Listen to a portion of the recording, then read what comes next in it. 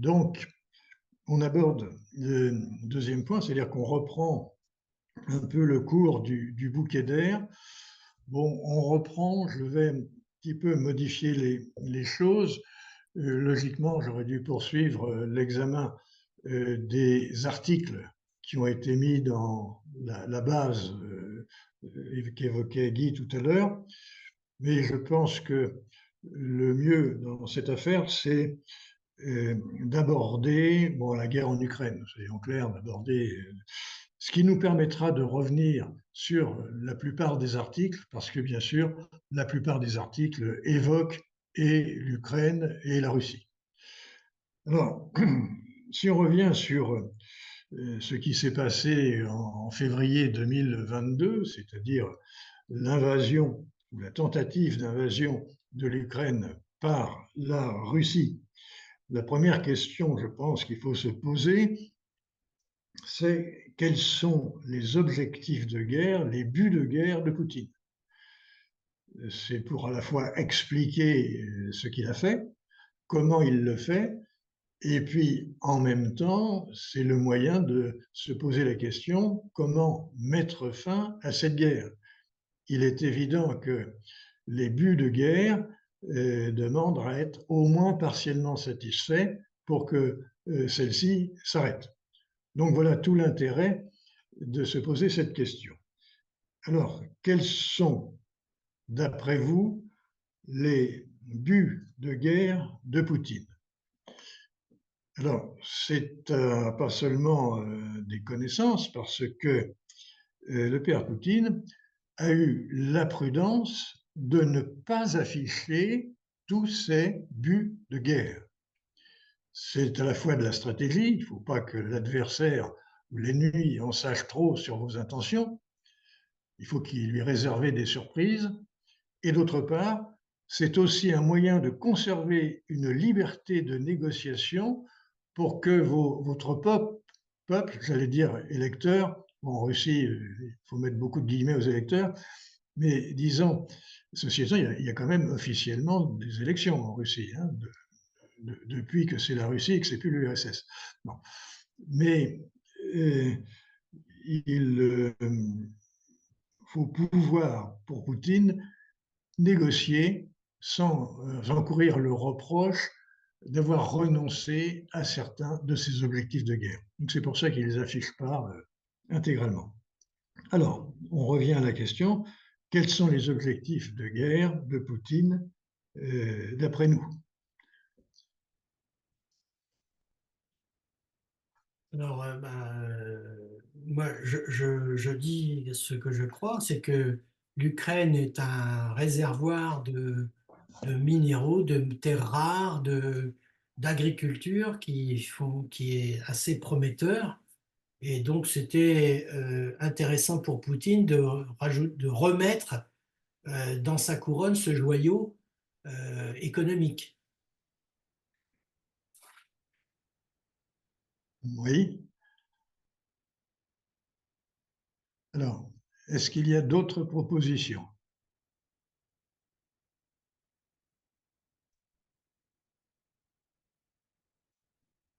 Bon, voilà.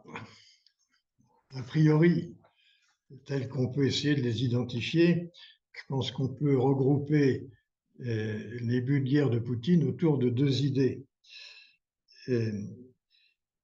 Il y a une idée de conquête. Une idée de conquête, a priori, on peut se demander si l'intention de Poutine n'est pas de reconstituer une partie de l'Empire soviétique. Alors, une partie de l'Empire soviétique, vous voyez qu'il manifestement, il veut conserver la Biélorussie. Il a fait ce qu'il fallait. Il a été donné un coup de main à son dirigeant qui avait été mal élu, si je puis dire, la dernière fois, c'est-à-dire pas élu, quoi. Et d'autre part, il veut conserver l'Ukraine. On a vu par ailleurs qu'il était intervenu aussi au Kazakhstan pour maintenir l'équipe au pouvoir, une équipe qui est favorable à la Russie. Donc, première idée, il ne s'agit pas de reconstituer l'Empire soviétique avec la Pologne, les Pays-Baltes, etc. Enfin, en tout cas, pas encore. Mais première idée, c'est quand même une idée de conquête. Et à la limite, pourquoi? Euh, pour, euh, pour deux raisons. C'est que un territoire étendu et un territoire qui s'est étendu, qui a conquis des pays voisins, ça fait partie de l'histoire de la Russie. C'est pas simplement en ce début du XXIe siècle. L'extension de la Russie est très ancienne. La Russie s'était étendue à une partie de la Pologne. Rappelez-vous, au XVIIIe siècle, la Pologne a été partagée 3 fois quand même. Hein. Euh, Catherine, Catherine II a quand même conquis la Crimée, par exemple. Hein. Elle est descendue jusqu'à la mer, jusqu'à la mer Noire.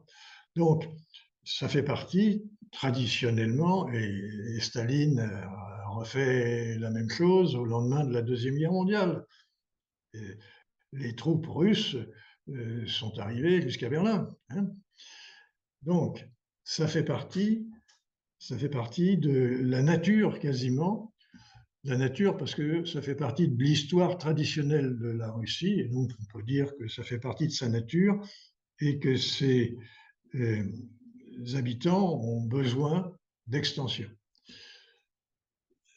D'autant que depuis la disparition de l'URSS, Poutine a dit que c'était le plus grand événement malheureux du XXe siècle, la disparition de l'URSS. Il l'a dit à plusieurs reprises. Il le regrette. Et soyons clairs, il n'est pas le seul. Beaucoup de Russes pensent la même chose. 91, ça a pu être une date de libération pour les Polonais, pour les pays baltes, pour la Tchéquie, la Slovaquie, enfin, Tchécoslovaquie à l'époque, la Roumanie et Bulgarie, mais ce n'était pas le cas pour les Russes. Ils ont été beaucoup plus sensibles à la réduction du territoire. C'est une des raisons de l'humiliation qu'ils ont ressentie de la part des Occidentaux. Réduction territoriale. Ce n'est pas la seule. Et perte des satellites avec ce qu'ils fournissaient à l'URSS. Oui, mais à la limite, je pense que la perte est beaucoup plus psychologique qu'économique. Économique, ça se compense. L'Europe, elle n'a plus le gaz russe, elle va chercher du gaz américain, ça coûte plus cher, on en trouve. C'est l'aspect psychologique, je pense que ce qui a été sous-estimé, et il faudrait s'interroger là-dessus, ce qui a été sous-estimé en Russie et dans la réaction russe, c'est l'aspect psychologique. La Russie prend une revanche sur l'Occident. Elle le clame très fort. Elle veut sortir de l'humiliation qu'elle a subie de la part de l'Occident. Rappelons-nous que Obama avait dit à un certain moment, en rejetant un peu la Russie c'est une puissance secondaire, alors que l'URSS était la deuxième puissance mondiale. Quelle déchéance du fait de l'Occident. Et je pense que ces aspects-là, nous n'avons pas su, les Occidentaux n'ont pas su les apercevoir. Alors maintenant, on s'en aperçoit, mais à quel prix? On n'a pas su les voir et on n'a pas su les traiter. Donc, vous avez ce problème. Il y en a un autre sur l'empire des russophones. Mais l'empire des russophones, disons que par rapport au premier, c'est une sorte d'empire croupion. On n'aurait que les russophones. Alors que les Polonais, ils n'étaient pas russophones. Les Baltes n'étaient pas, ils l'étaient partiellement, mais n'étaient pas russophones. Même en Ukraine, il y avait beaucoup de russophones, mais tous les Ukrainiens n'étaient pas russophones. Donc, quand Poutine dit je me propose de défendre les minorités russophones dans les pays voisins, il recherche une légitimité pour conduire sa politique impérialiste. Donc, premier objectif, c'est conquête. Alors, on pourrait rajouter à ça de devenir le leader du Sud global. C'est vrai, et c'est, je pense, le cas aujourd'hui, mais ce n'était pas le cas au départ. Ce n'était pas ce qui était recherché quand il a débarqué en Ukraine. Ça l'est devenu, mais par la suite. J'ai Deuxième, rajouté, avant que tu continues, Jacques, j'ai rajouté un lien vers la série télévisé Occuped qui est passé sur Arte et qui parle justement, c'était une fiction à l'époque, hein, c'est sorti il y a quelques années, c'était une fiction à l'époque de l'envahissement de la Finlande ou de la Norvège plutôt par la Russie, le blocus. Et à cette époque-là, l'Europe ne faisait rien, c'est-à-dire ne bougeait pas. Et curieusement, c'était le président de l'Union européenne était un Français. Oui, J'ai rajouté ce lien dans le chat. d'accord. Deuxième groupe de facteurs, c'est de la défense. On a vu l'aspect conquête, l'aspect défense. La défense, c'est de dire, finalement, après la disparition de l'URSS, le pacte de Varsovie a disparu, j'allais dire faute de combattants. Hein. Il n'y avait plus les Polonais, il n'y avait plus les Bulgares, etc. Donc le pacte de Varsovie a disparu, mais l'OTAN a survécu. Non seulement l'OTAN a survécu, mais l'OTAN a continué à déplacer ses frontières. Et ça, c'était, semble-t-il, contraire aux engagements verbaux, par écrit, qui a été passé entre les Américains, soyons clairs, l'OTAN c'est les Américains, et Eltsine. Les États-Unis avaient dit que l'OTAN n'avait pas l'intention de venir aux frontières de la Russie et de la menacer. D'ailleurs, l'OTAN n'a pas l'intention de menacer la Russie, mais l'OTAN a étendu ses frontières. Notamment à tous les pays, anciens pays colonisés par la Russie, hein, par l'Union soviétique, et qui maintenant sont entrés pour la plupart dans l'Union européenne en 2004. Hein. Donc, il y a maintenant, depuis la disparition de l'URSS, des frontières communes entre les pays de l'OTAN et la Russie. Vous avez toute la Suède, vous avez toute la Finlande, hein, qui sont à la frontière. Alors vous en avez autour de la mer Noire, mais il y a quand même la mer Noire entre les deux. Il y a la Pologne. Oui, donc l'OTAN a continué de s'étendre. Et même quand l'OTAN ne s'est pas étendue, elle est venue perturber certains pays qui autrefois étaient des affiliés de la Russie. La Géorgie, par exemple, la Moldavie, l'Ukraine, Maïdan, pas en 2022, je parle avant 2014. Donc, vous voyez que les troupes russes qui rentrent en Géorgie, c'était pour maintenir la Géorgie dans le giron de la Russie, c'est-à-dire une Géorgie indépendante, mais avec un gouvernement pro-russe, hein, comme c'est le cas au Kazakhstan. Bon. Et d'ailleurs, c'est ce que Poutine a déclaré tout à fait officiellement dans les réunions, notamment à Munich en 2007, en disant « Mais qu'est-ce que vous reprochez, vous les Occidentaux, à la Russie ? Nous faisons la même chose que vous.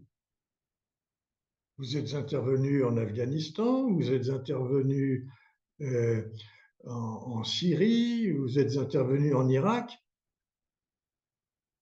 Ben, nous aussi, on intervient en Géorgie. En On fait Libye. comme vous. » On a intervenu en Libye. Oui, c'est un principe de mimétisme. Vous voyez l'excuse brandie par Poutine, eh bien, on fait comme vous.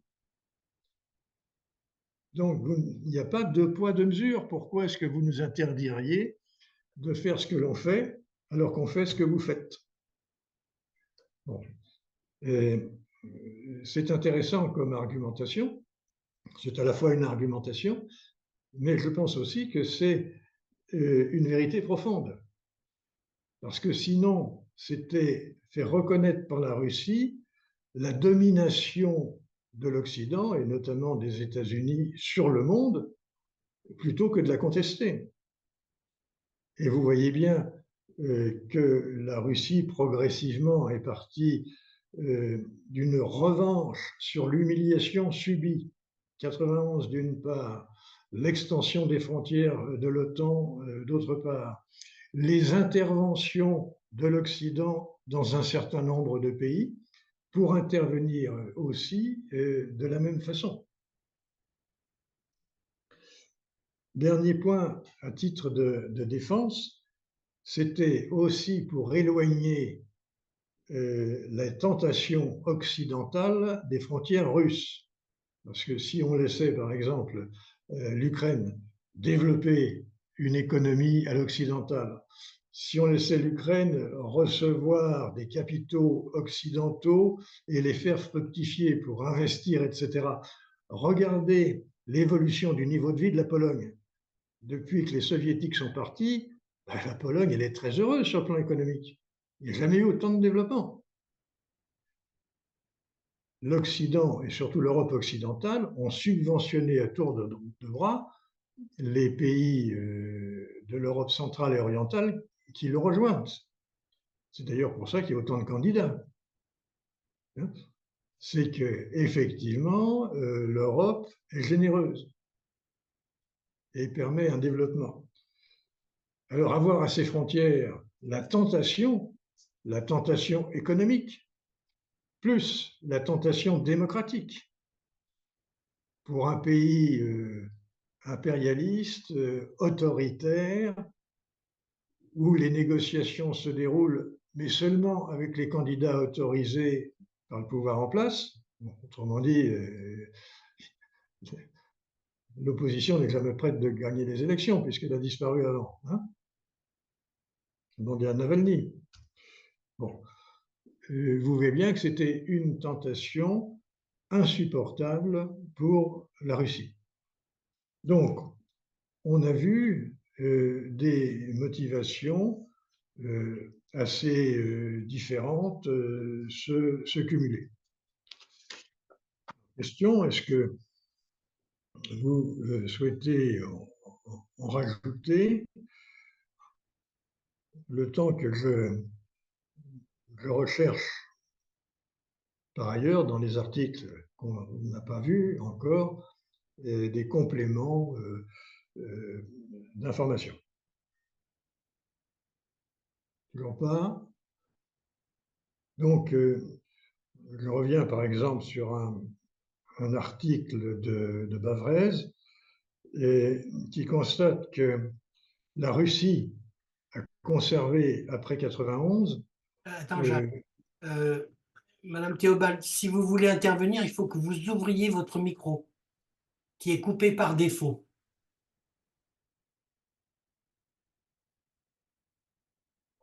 Et normalement, en bas à gauche de votre écran Zoom. Tout dans le bas. Yeah. Voilà, ça y est. C'est D'accord, bon. très bien. On vous entend. Bon, très bien. Vous souhaitez intervenir? Non, c'était que je rappelais le présentiel d'hier où vous parliez de l'influence que voulait avoir la Russie sur le Sud global. Oui. Vous voulez qu'on en parle? Oui, je veux bien parce que je ne connais pas du tout comment dire, cet engagement de la Russie par rapport au Sud global. Et le BRICS, je ne suis pas très au courant. Oui. Voilà. Oui. Vous avez dit que dans le BRICS, ils sont passés de 5 à 11. Quels sont les 5 premiers? Alors, les 5 premiers, c'est une organisation qui est assez ancienne. C'était en quelque sorte un début de contestation de l'ordre international. Il faut dire que l'ordre international qui existe depuis 1945 est un ordre, disons, américain. Il a été conçu avant la fin de la guerre, notamment dans les années 44, à Bretton Woods. Ça y Et est. cet ordre comporte bien sûr l'ONU, l'Organisation des Nations Unies, mais aussi le Fonds monétaire international, la BIRD, la Banque internationale de reconstruction et de développement, et à l'époque, pour gérer les relations commerciales internationales, les Américains, je simplifie, avaient créé le GATT. GATT, G-A-T, c'est General Agreement on Tariff and Trade. Donc, c'est pour gérer, disons, les relations commerciales. Et le GATT a été transformé un peu plus tard en OMC, Organisation mondiale du commerce. Donc, c'est l'ancêtre de l'OMC, Organisation mondiale du commerce. Donc, voilà, si vous voulez, pour l'essentiel, l'ordre international, ou ce qu'on appelle la communauté, avec beaucoup d'audace, la communauté internationale, parce que ce n'est pas tellement une communauté, mais disons, c'est un ordre américain, ou en tout cas un ordre occidental. Et c'est contre ça que s'est créé les BRICS. Alors les BRICS, vous trouvez les participants dans le sigle. Ah, d'accord. Alors, vous avez BRICS, Brésil, les îles. oui, Russie, Brésil, Russie, Oui, Inde, Inde, oui. Chine, Chine et Afrique du Sud. Ah, voilà. d'accord. Et, Merci. et en Donc, 2024, ils sont rejoints par l'Iran, Oui, vous l'avez l'Argentine, dit hier. Oui, oui, l'Égypte, l'Éthiopie, l'Arabie Saoudite et les Émirats Arabes Unis. oui. Alors, l'Iran, l'Égypte, il y en a eu entre-temps. Vous avez dit quoi? L'Argentine, L'Iran, l'Éthiopie, l'Argentine, pardon? l'Argentine, Ah, merci. et l'Éthiopie aussi. oui, l'Éthiopie. Alors, Iran, Égypte, Argentine, Éthiopie, Arabie Saoudite, Et le Émirats Royaume, Arabes. les Émirats, oui. Voilà. Et c'est tout, oui. Donc, ils sont passés de 5 à 11. Oui, et vous voyez Et vous que, disiez qu'il y en avait 20 qui attendaient à la porte. oui, Mais alors, ils contestent l'ordre mondial, l'ordre international, qui lui est fait non pas de pays, ou alors des pays appartenant à l'ONU, au FMI, au BIRD, au GATT et à l'OMC, quoi. En fait, euh,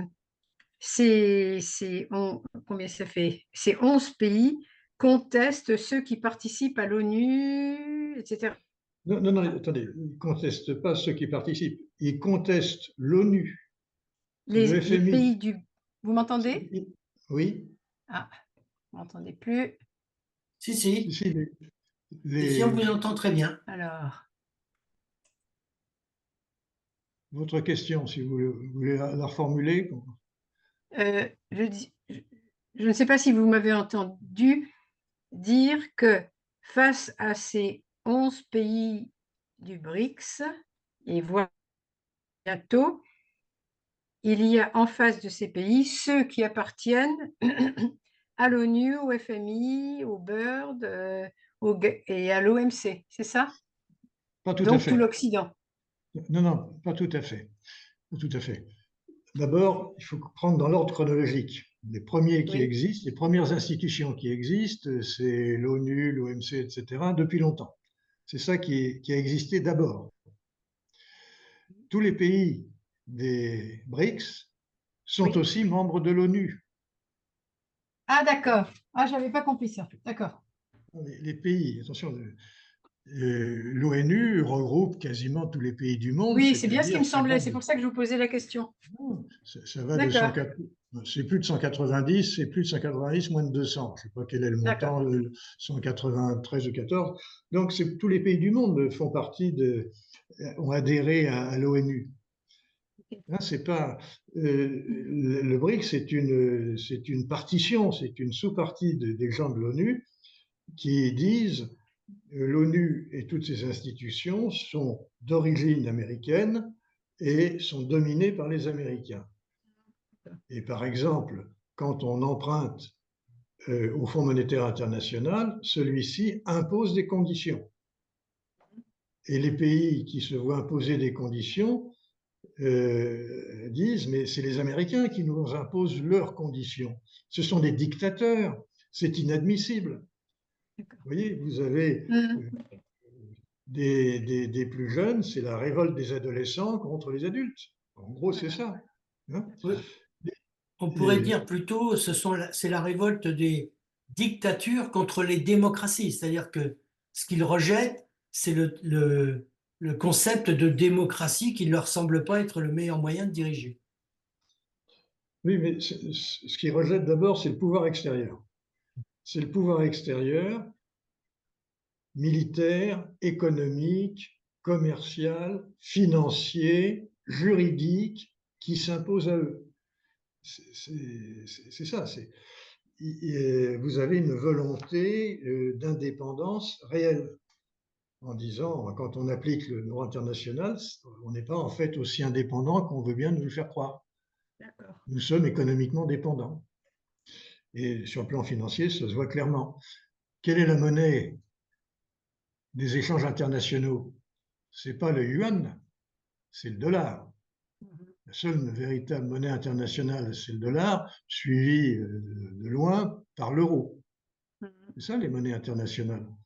Ce n'est pas les monnaies russes ou chinoises ou iraniennes. La domination, là, elle est claire. Hein. Alors, ces pays-là contestent ces institutions, à tel point que la Chine et les BRICS ont créé un concurrent du Fonds monétaire international. C'est une banque internationale réservée aux dictatures et aux pays en voie de développement. Vous voyez, ils essaient de créer l'équivalent de l'ordre mondial occidental. Comment ça s'appelle, ce fonds? Je ne me souviens plus exactement, mais il faudrait rechercher. D'accord. Oui, bon, enfin, j'ai compris, j'ai compris. Oui. Donc, vous voyez, ils ont créé cette banque. Disons, le premier constat, c'est que cette banque a des difficultés. Parce que il y a des règles économiques qu'il faut respecter, si vous voulez. Il n'y a pas de miracle. Si vous distribuez des crédits en fonction d'affinités politiques, on ne rembourse pas des crédits avec des affinités politiques. Vous avez un autre exemple, les routes de la soie de la Chine. Vous avez vu la Chine qui a développé ses routes de la soie vers l'Europe d'un côté et vers l'Afrique d'un autre. Ces routes peuvent être par terre ou bien par mer. La route de la soie, c'est un symbole. C'est un symbole pour dire on amène, on apporte nos produits. C'est ça, les routes de la soie. Oui, mais ça correspond à une certaine réalité. C'est-à-dire que des routes, par définition, sont des routes. Ce sont des infrastructures, ce sont des investissements qu'il faut réaliser pour faciliter l'acheminement des biens et des matériaux. Donc, ils investissent dans les routes, beaucoup dans les routes. Ils investissent, y compris dans les autoroutes. Ils investissent dans les ports. L'une des belles acquisitions, par exemple, des Chinois, c'est qu'ils sont devenus propriétaires du port du Pirée en Grèce. Ah oui, c'est vrai. Oui. Ça va jusque-là. Ah oui, d'accord. Oui. Les Chinois ont réuni à plusieurs reprises un groupe de travail qui comporte 16 pays de l'Union européenne pour leur faire des propositions d'investissement en commun. Donc, on voit bien qu'il y a une volonté impérialiste, économique et commerciale de la part des Chinois pour faire ça. On voit aussi les problèmes que rencontrent les Chinois parce qu'ils financent beaucoup d'investissements par des prêts. Et vous avez beaucoup de pays en voie de développement qui ont emprunté, qui n'ont pas toujours investi intelligemment. Par exemple, on voit des autoroutes en plein désert en Afrique, c'est aberrant. Sur le plan économique, c'est une aberration. Et quel est le résultat? Eh bien, les pays doivent rembourser aux Chinois les concours et ils ne peuvent pas. Alors, que fait la Chine? Elle dit, bon, ben, c'est pas grave, vous me donnez tel port pendant telle durée. La Chine réalise en quelque sorte les garanties qu'elle a pu prendre. C'est pour ça que les routes de la soie fonctionnent moins bien aujourd'hui que par le passé, parce que les pays qui souhaitaient bénéficier des routes de la soie ont vu ce qui arrivait à ceux qui n'étaient pas capables de rembourser. Donc, ça refroidit quand même les dirigeants. Mhm. Enfin, il y a toute une Mais, affaire autour du port de Trieste quand même, hein, Mhm. mais qui n'est là, pas en encore plus, chinois, mais dont une part des infrastructures sont chinoises. et là, on n'est pas dans un pays sous-développé. Hein. Bon, donc c'est pour vous dire que ce qui se passe du côté des BRICS, c'est pas quelque chose d'isolé. Vous avez par exemple l'organisation de Shanghai qui a été euh, mise au point pour faire pièce, disons, aux Américains, puisque c'est les Américains qui jouent un rôle très important dans le Pacifique. Vous avez comme ça des organisations qui existent et qui essaient de se développer ensemble pour faire opposition à l'Occident et particulièrement aux États-Unis. D'accord. Alors, le problème, à la fois, alors, vous avez aussi un sentiment anti-occidental qui est Mhm. développé par la Russie, la Chine, etc., par l'Iran. On a ici tous les adversaires de l'Occident, ceux des adversaires, comme dirait Guy, des démocraties libérales. Leur Mhm. objectif, c'est de faire disparaître les démocraties libérales. Mhm. Très clairement, c'est ça. Hein. Et, en ceci étant, faut pouvoir le faire. Et je voudrais souligner, on a vu ce que le Sud global avait en commun, c'est tout ça, ses objectifs, mais il y a un problème, c'est que le Sud global a quand même des options politiques très différentes. Entre le Brésil et la Chine, il y a quand même un peu plus de liberté au Brésil qu'en Chine, même s'il y a des gouvernements forts, c'est pas du tout la même chose. Mhm. Donc, vous avez aussi, il n'y a pas d'institution commune économique, enfin économique, il y a la banque dont je vous ai parlé, mais on est quand même encore loin des institutions spécialisées de l'Occident. Donc, il y a beaucoup d'hétérogénéité. Et d'ailleurs, dans l'extension des BRICS, vous avez vu qu'on a tapé un peu au Moyen-Orient,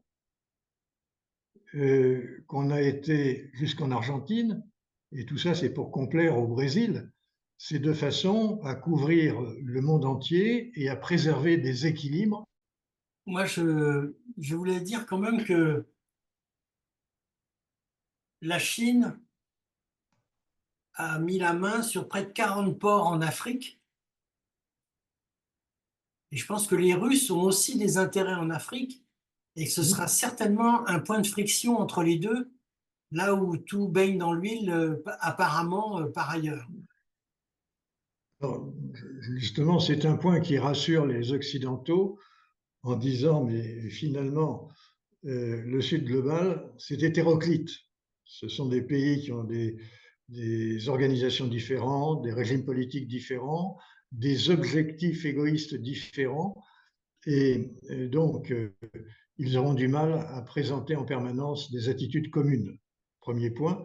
Et deuxième point, ils disent il suffit d'attendre parce que tous ceux qui font alliance en ce moment contre l'Occident, une fois qu'ils auront réglé en quelque sorte leur compte avec l'Occident, ils vont régler leur compte entre eux puisque leurs intérêts les opposent dans la durée. Mhm. Alors, c'est pas faux, c'est hétéroclite, c'est hétérogène, on est bien d'accord, mais on n'en est pas encore à la phase d'opposition à l'intérieur du Sud global.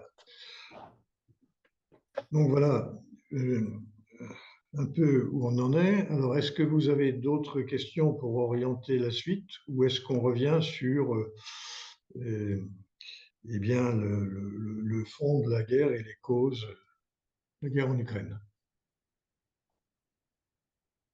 Alors, Et- pour compléter l'information, je vous envoie les coordonnées enfin le lien dans le chat sur un roman qui s'appelle Les Portes de l'Occident, qui a été écrit par Pierre Bordage dans les années 80 ou 90 et qui montrait exactement ce que l'on vit aujourd'hui en termes de répartition du monde. Voilà, bon, c'était un petit aparté.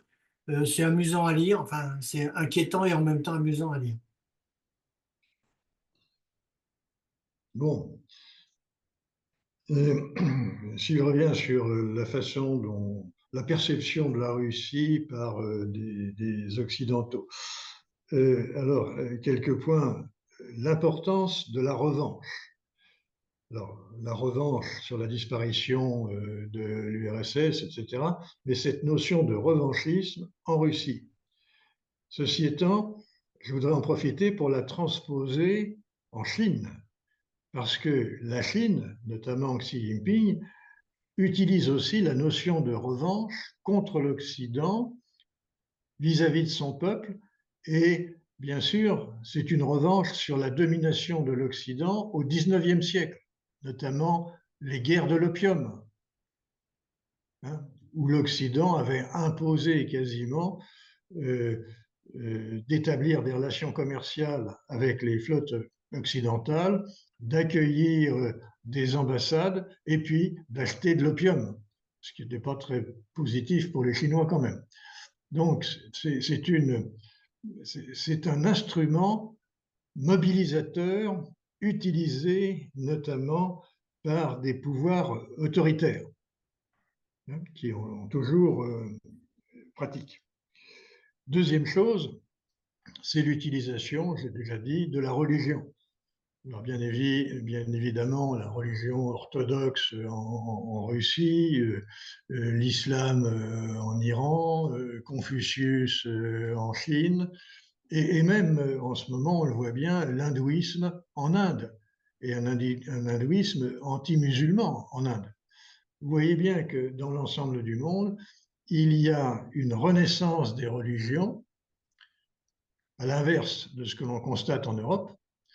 Et deuxièmement, ce sont des religions à la Napoléon, c'est-à-dire ce sont des instruments au service de politiques pour manipuler les foules, pour assurer l'obéissance d'un peuple et la mobilisation de ce peuple pour aller se faire trouer la peau à l'occasion de guerres périphériques.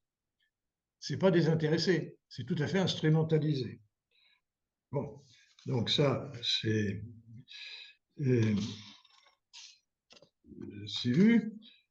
Alors, l'Occident est bien l'ennemi à abattre pour tous ces pays, ces dictatures, ces empires, et même pour l'instant, le reste du monde, le Sud global, encore que dans le Sud global, il y a des positions très hétérogènes, parce qu'il y a des pays qui comprennent bien que les meilleurs alliés pour assurer le développement, c'est quand même l'Occident. C'est là qu'il y a le plus de fric. Et on a les technologies, on a le matériel. Donc, certains ménagent des deux côtés, mais ça vient d'où viennent la plupart des capitaux et des techniciens. Donc, il faut faire attention à ça. Oui, c'est tellement vrai En d'ailleurs revanche, que Jacques, que je suis allé voir un film hier ou avant-hier, je ne sais plus, qui s'appelle La Grande Barrière Verte, qui est une barrière végétale qui est en train de se constituer en Afrique sahélienne. Et tout au long du film, qui est un film panafricain, euh, on dit bien que ça ne peut être possible que par le financement des Occidentaux. oui, faut pas s'inquiéter prématurément sur le plan économique. Ceci étant, il faut quand même s'inquiéter du gouvernement américain. Parce qu'aujourd'hui, l'Iran a envoyé des bombes sur Israël. Alors, elles ne sont pas arrivées parce qu'elles ont été interceptées. Mais pourquoi est-ce qu'on en est arrivé là? Je vous rappelle qu'Obama avait négocié un accord avec les Européens et les Iraniens, et c'est Trump qui a mis cet accord à la poubelle. Vous voyez bien, la bêtise elle était quand même aux États-Unis, hein, et pas ailleurs. Bon. Donc, il est important pour les démocraties libérales de se défendre, mais c'est ce que Poutine a réussi à faire avec l'Ukraine, contrairement à ce qu'il pensait, parce qu'il pensait que l'Occident était décadent. Alors, c'est pour ça que j'avais commencé mes premières interventions sur la décadence de l'Occident, d'une part parce que c'est le diagnostic que l'Occident portait sur lui-même, notamment au début du XXe siècle. La décadence de l'Occident, ça fait le titre d'un bouquin dès ce moment-là. Mais c'est aussi ce que Poutine, plus que d'autres, pensait de l'Occident. L'Occident était décadent au niveau de ses mœurs. Notamment, vous avez en Europe un axe Est-Ouest. Et cet axe conduit des conservatismes russes, passe par les conservatismes polonais, des pays baltes, pour arriver jusqu'à la décadence occidentale. Alors, décadence occidentale qu'on trouve en Allemagne, en France et aux États-Unis. C'est par exemple l'IVG qui est interdit d'un côté, qui est tout à fait autorisé de l'autre. Vous voyez, c'est le mariage homosexuel qui est interdit d'un côté et tout à fait autorisé de l'autre. Et c'est la pornographie qui est accessible à tout le monde, y compris aux gamins, et contre lesquels il faut essayer de se défendre. Donc on voit bien qu'il y a une certaine décadence des mœurs, décadence des valeurs traditionnelles que l'on trouve encore dans les partis, dans les religions, dans les partis conservateurs, et que les partis progressistes ont tendance à passer par-dessus bord. Les partis progressistes, ils sont post-68 art. Il est interdit d'interdire. Donc, ça aussi, c'est un axe est-ouest du conservatisme vers le progressisme et du progressisme vers la décadence. C'est une vision russe particulière. D'autre part, les Russes conduisent des guerres classiques, mais aussi des guerres hybrides.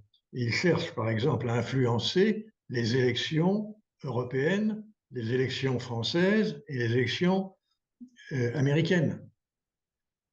Avec, alors, Guy doit être expert dans ce domaine, c'est-à-dire les types de messages, de fake news qu'ils diffusent en faveur des partis qui veulent voir arriver au pouvoir et contre, bien sûr, ceux qui ne veulent pas.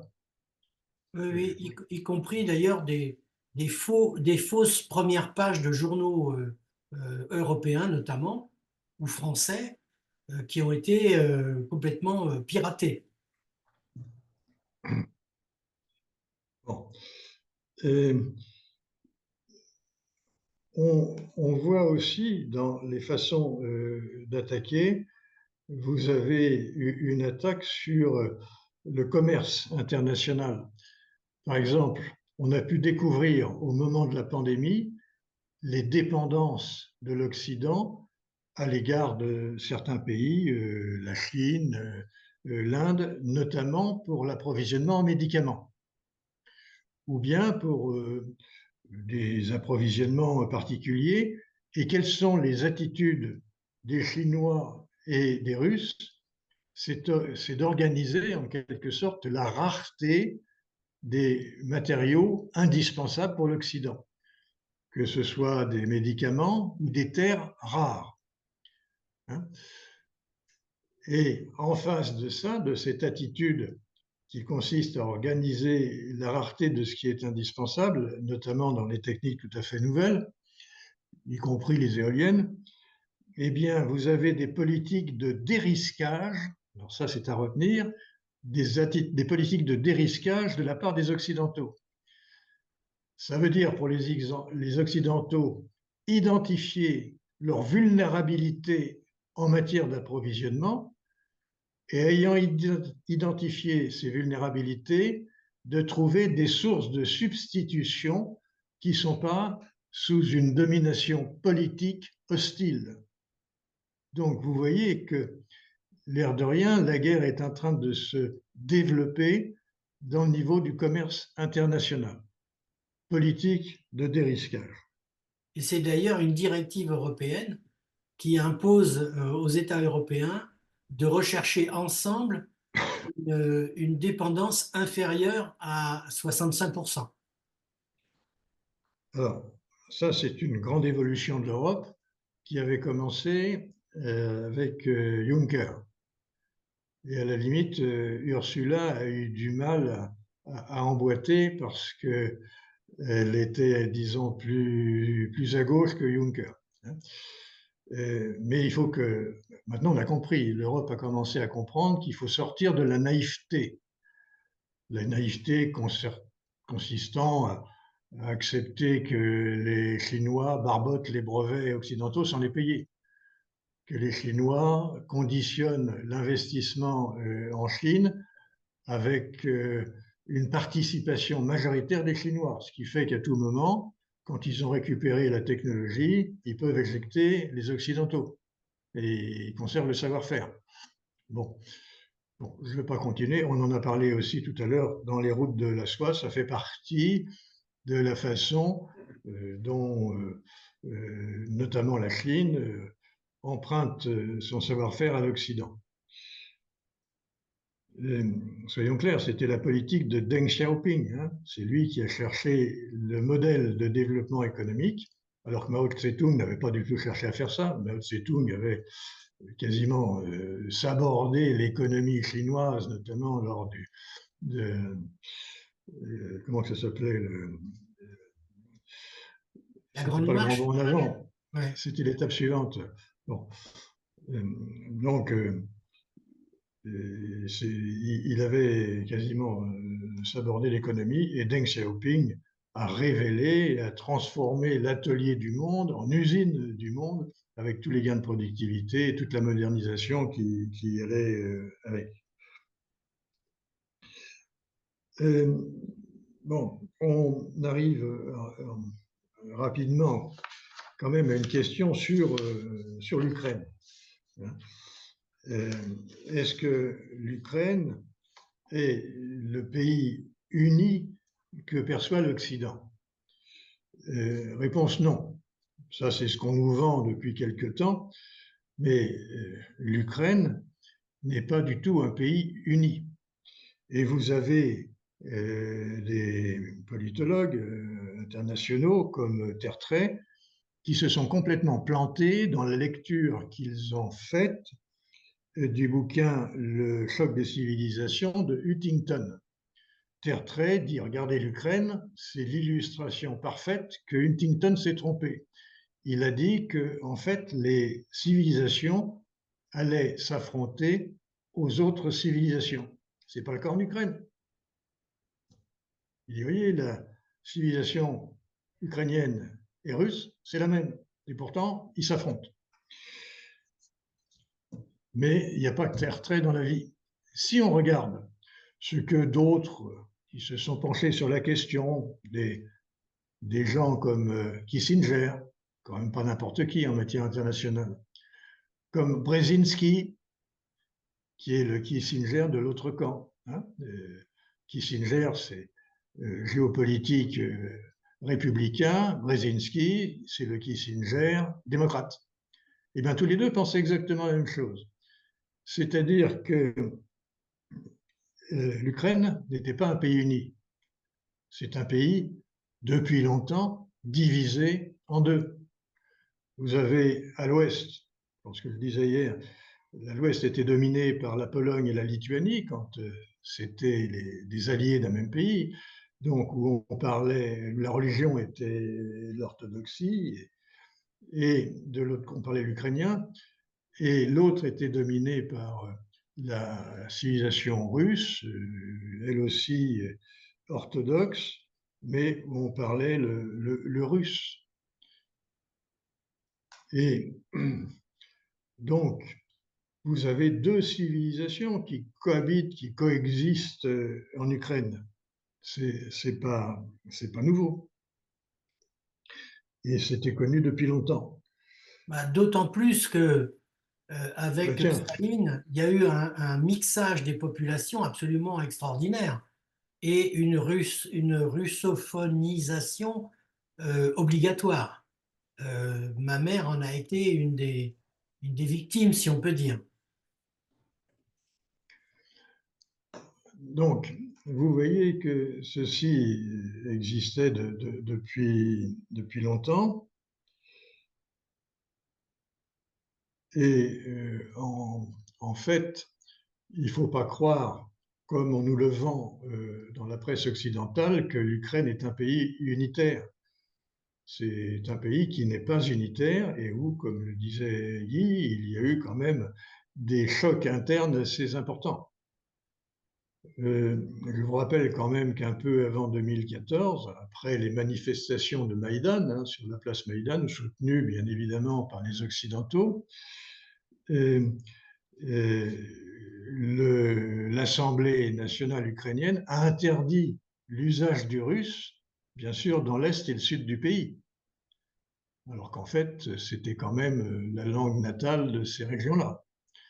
Donc, et ça a provoqué, bien sûr, par la suite des réactions, et notamment la conquête de la Crimée. Et puis après, l'indépendance de la Crimée et des pays russophones. Donc voilà quand même ce qui s'est passé. Alors ce qui est intéressant, c'est le pronostic en quelque sorte de Kissinger et Brzezinski, c'est de dire finalement la solution, ce serait peut-être d'appliquer les accords de Minsk qui devaient organiser la partition entre les deux parties de l'Ukraine, mais à l'intérieur des frontières ukrainiennes.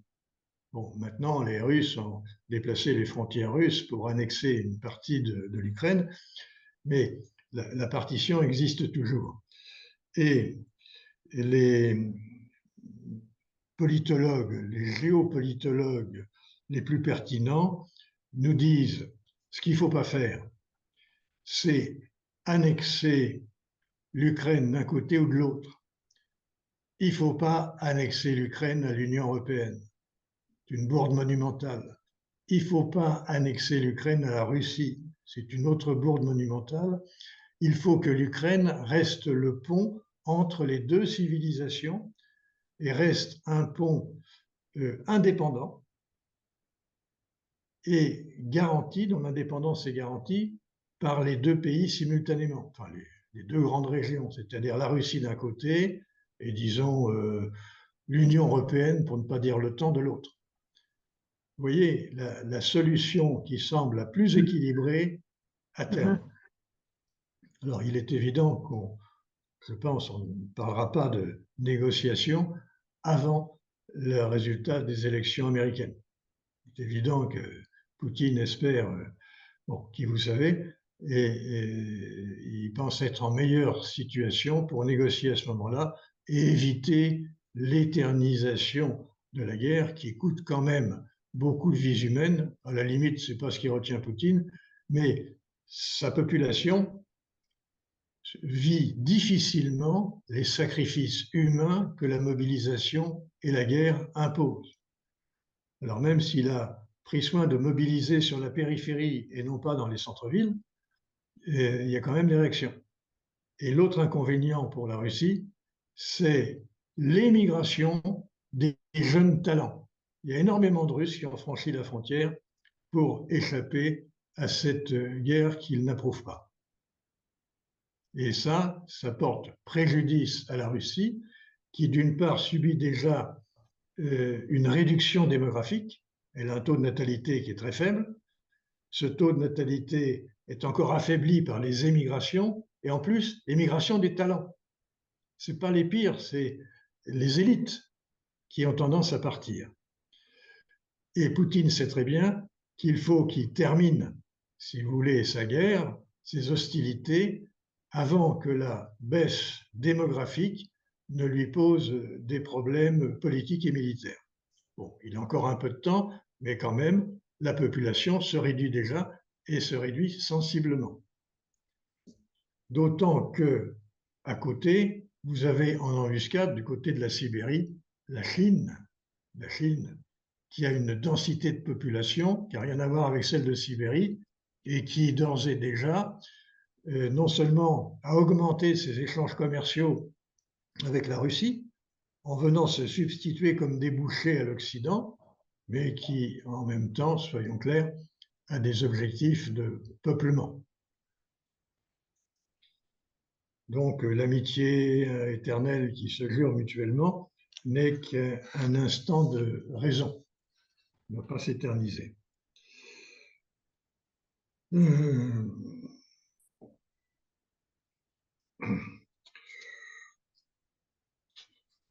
je ne vais pas vous parler.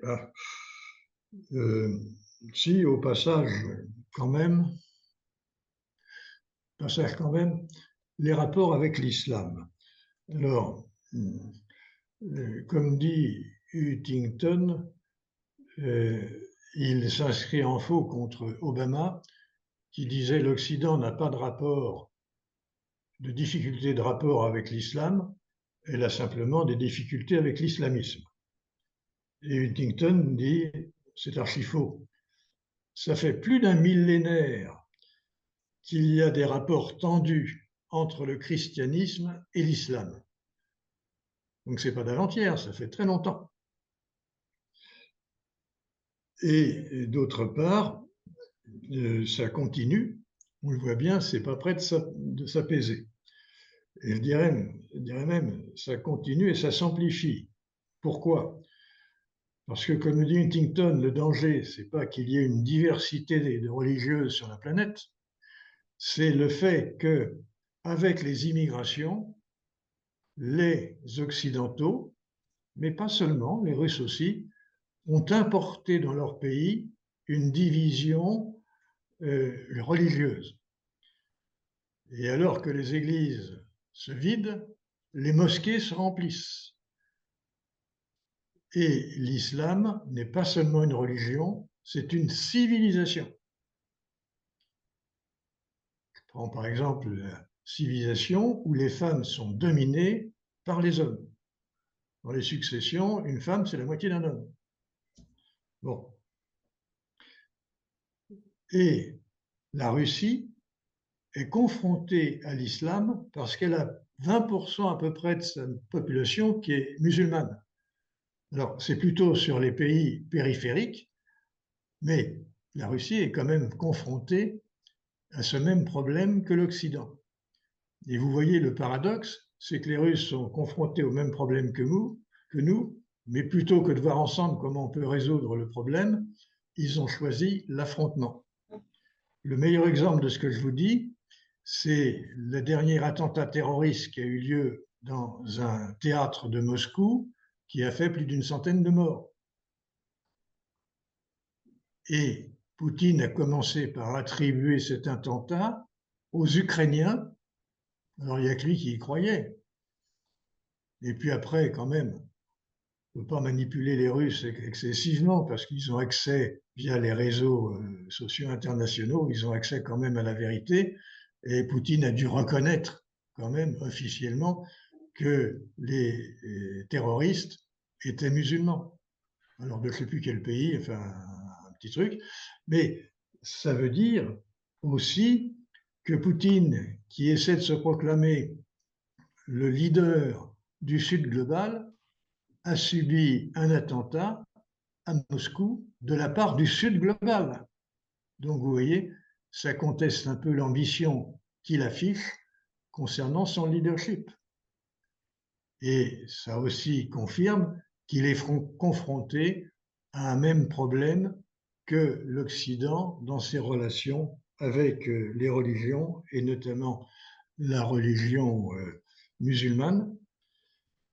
Et on est quasiment dans la pire situation, c'est celle que dénonce Huntington, en disant il est beaucoup plus facile de cohabiter avec une religion à l'extérieur de vos frontières que si vous l'avez laissé se développer une religion d'opposition à l'intérieur de vos frontières, ce qui nous ramène au problème de l'immigration, qui est un problème ô combien d'actualité en Europe, puisque ça a été une des motivations des électeurs.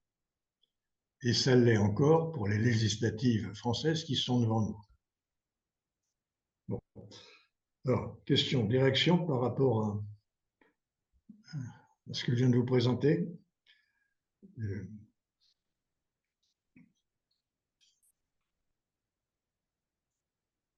Bah, moi, je dirais que de cœur, tiens, il nous reste 10 minutes. Même pas, puisque à 19 h pile, on commence l'AG. Je dirais que de cœur, j'aurais tendance à vouloir quand même intégrer nos amis ukrainiens, puisque j'en suis une moitié. Et que de toute façon, il faudra bien penser à l'après-Poutine, et que si on veut avancer, on ne peut pas tout baser sur des propos guerriers. On ne peut pas sans arrêt brandir des missiles nucléaires, etc. Donc, ce sont des soubresauts, ce sont des ajustements. C'est aussi l'idée que il faut qu'on arrête de vouloir imposer nos modes de vie aux autres.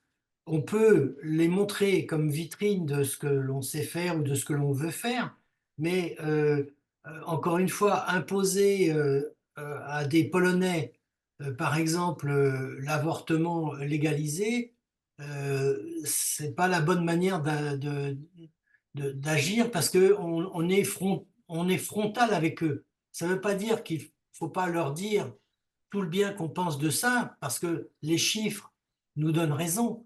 Les chiffres de moins de morts de femmes, de moins de morts d'enfants prématurément, etc. Mais vouloir que nous ayons systématiquement le modèle le nec plus ultra, c'est peut-être quelque chose qu'il faut faire de manière différente. Et puis, Oui, Et puis l'histoire montre aussi que on a fait des choses qui n'étaient pas bien recommandables. Je veux dire, la colonisation, bien sûr, qu'on a équipé des pays qu'on a colonisés, mais on les a aussi pillés. Je pense au Niger, par exemple. On ne s'est pas privé de piller le Niger, et il y en a d'autres. Donc, faut arrêter d'être que donneur de leçons, peut-être montrer des exemples qui fonctionnent. oui. Euh, trois réactions. Trois réactions. La première concernant, par exemple, les mœurs dans les pays de l'Union européenne. On peut prendre l'exemple de l'IVG. On peut prendre aussi l'exemple des mariages homosexuels. L'Europe n'a pas été faite pour uniformiser les mœurs dans tous les pays. Elle a été faite pour des raisons économiques, des raisons commerciales, éventuellement des raisons de défense. Et avec les Russes à nos portes et des chars qui tirent, ça en fait partie.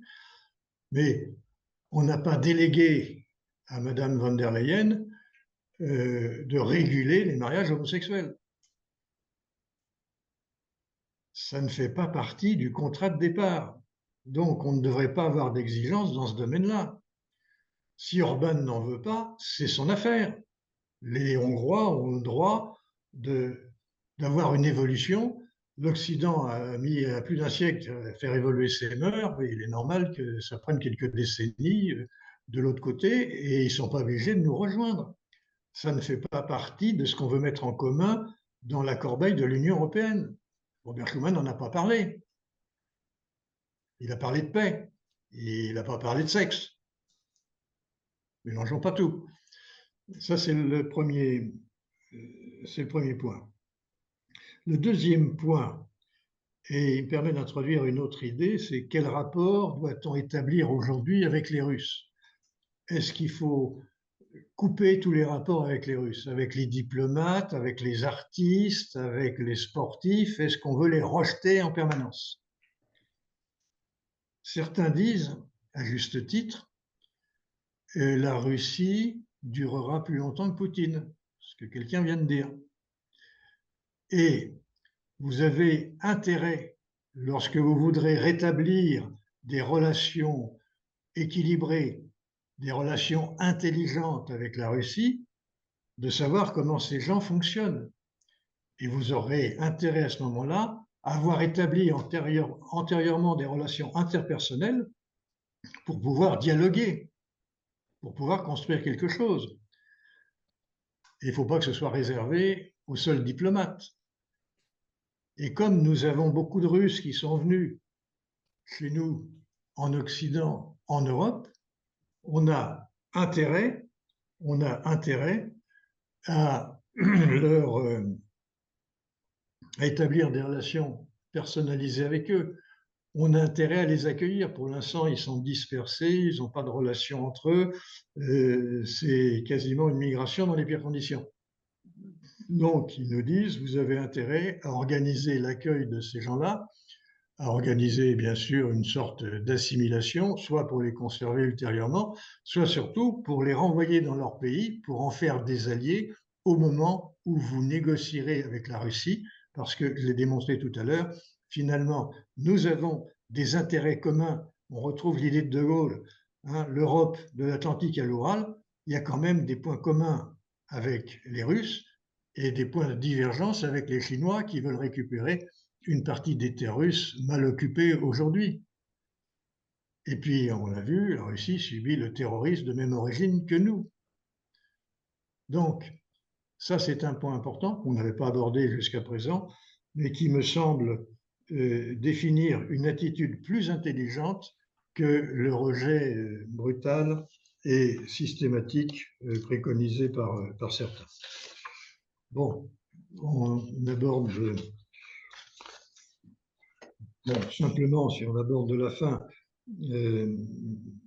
alors à moins que vous vouliez intervenir, je pense qu'il serait intéressant de voir comment peut-on organiser une sortie de cette guerre en Ukraine. Je vous ai dit l'essentiel, ce serait plutôt une terre, un pont entre deux civilisations, mais un pont qui va rester divisé entre lui-même. L'idéal, ce serait en quelque sorte de constituer une sorte de confédération interne pour faire cohabiter, juxtaposer des gens qui parlent des langues différentes, qui ont des civilisations avec beaucoup de points communs, mais encore quelques différences. Bon, je parle bien évidemment des rapports entre l'Ouest et l'Est et le Sud, les oblasts malheureusement nationalisés par la Russie. Il serait souhaitable que la Russie libère ces pays et que l'on se mette d'accord de part et d'autre pour que l'Ukraine retrouve son intégrité et son indépendance par rapport aux deux pays. Ce serait une sorte de liaison. Bien évidemment, il faut que toutes les espérances de soutien de Trump, etc., aient disparu, que celui-ci soit battu ou soit arrivé, mais que des négociations aient pu commencer à s'établir. Et je pense que l'intérêt de Poutine, aujourd'hui, c'est de faire durer les choses, mais après les élections américaines, ce sera de conclure au plus vite, parce que le temps ne lui apporterait plus, me semble-t-il, davantage, sauf si Trump supprime le soutien militaire américain et que celui-ci se réduit au soutien européen, parce que ça voudrait dire qu'au bout de quelques temps, les Russes seront présents dans toute l'Ukraine. Voilà un peu ma vision des choses pour la fin qu'il faudra bien un jour négocier. Vous pouvez réagir dans la minute qui suit avant qu'on termine pour commencer l'Assemblée générale. Oui, je pense qu'il faudra quand même que nous parlions un petit peu de tous les scénarios possibles, pour cette sortie de guerre. Je crois qu'il faudrait être très concret sur le sujet et peut-être confronter un petit peu tous les avis qui ont pu être émis par les experts d'un coin ou d'un autre. Oui, Mais vous m'entendez? Vous oui, m'entendez? Oui. Euh, vous dites si Trump est élu, est-ce qu'il peut supprimer l'automne? Il ne peut pas. Non, mais il peut lui couper les ailes Ah oui, financièrement. oui. d'accord. Disons que 70% du budget de l'OTAN, c'est les Américains. D'accord. Donc à Bon, ce moment-là, la Russie peut en profiter. D'accord. ah oui, Mhm. Mhm.